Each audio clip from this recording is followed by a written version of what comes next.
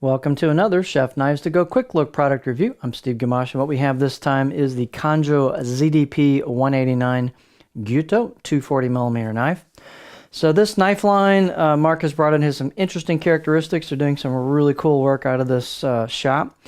And what this knife is composed of from a construction standpoint is 3 layers. The center hard core steel is a ZDP-189 powdered metallurgy full stainless steel. It's one of those kind of super steels, if you will, in air quotes. It's known for its high hardness potential, and most makers will take it up to a pretty high hardness level. In this case, around 65 Rockwell. This steel is expensive. It has a lot of alloying components. It can be a little bit more work to sharpen because of all the carbides, but you get excellent edge retention. So one of its, I guess, strongest points is great edge retention if you're willing to put a little bit of work in on the sharpening end. So you can check with the Chef Knives to Go forum, especially in the sharpening area, for maybe recommended stones or what people like to use to sharpen this. But it'll sharpen well with the proper choice there. It's not overly difficult to sharpen, just takes a little more work. The construction is 3 layers, so on either side of that hard core steel, you've got a soft stainless cladding for support. The weight and dimension should be pretty similar from knife to knife. This one is about 239 grams or 8.4 ounces.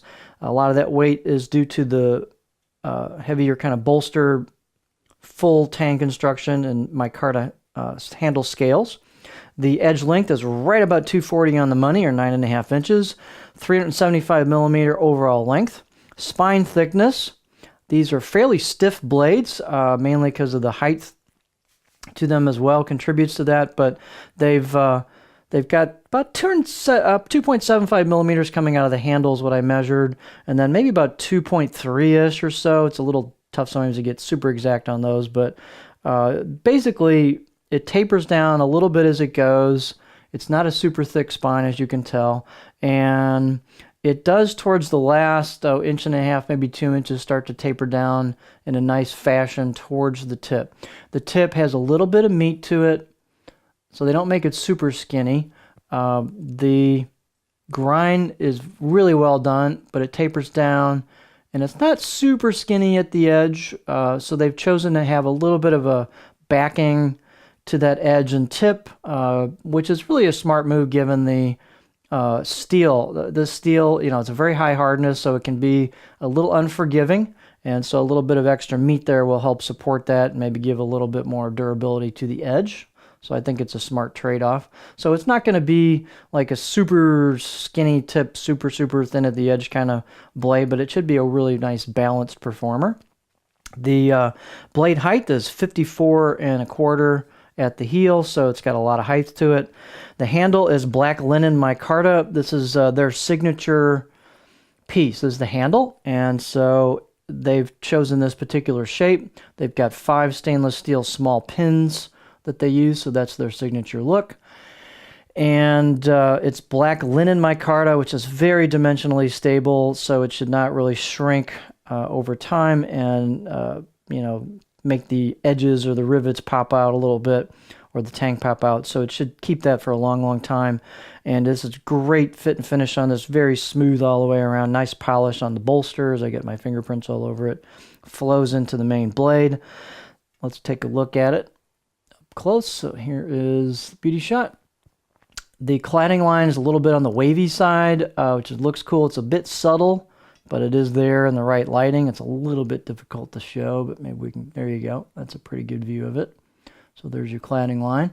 The left side of the blade is plain. The right side of the blade has etched mark, kanji, and ZDP-189, so you know what the steel is. Nice polish, a little bit of rounding on the spine. Nice polish, a little bit of rounding on the choil into a real nice flow right into the bolster. That makes this very comfortable. Let's look at the balance point. So your balance point's right there, almost at that ZDP-189, maybe slightly behind that. Translates pretty close to a pinch grip, maybe a little behind that. Super comfortable here for a pinch because you've got that smooth transition into the bolster to the choil on the back of the blade. Or you can use a racket grip. The handle is quite comfortable. I think it should fit a variety of hand sizes quite well. It's doesn't have kind of, it's got a lot of curve to it. It flows nicely, so no hot spots at all. It's a really well done handle. The fit and finish, as I mentioned, is excellent. Out of the box edge, I'd rate it maybe 6 out of 10. Let's look at the profile on this.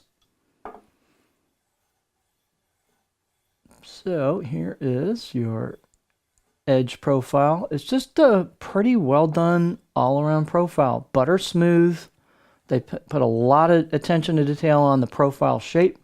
No hot spots, or I should say high spots, low spots. You got a little bit of a flat towards the back half, maybe third of the blade. Gentle belly. A little bit more aggressive belly towards the tip so I can get nice and high on that. So this is just a well done all around profile. Again, high attention to detail and great craftsmanship on this line. So not inexpensive, but part of what you're paying for there is that craftsmanship, attention to detail, and also the steel. So this is the Kanjo ZDP-189 Gyuto 240mm knife.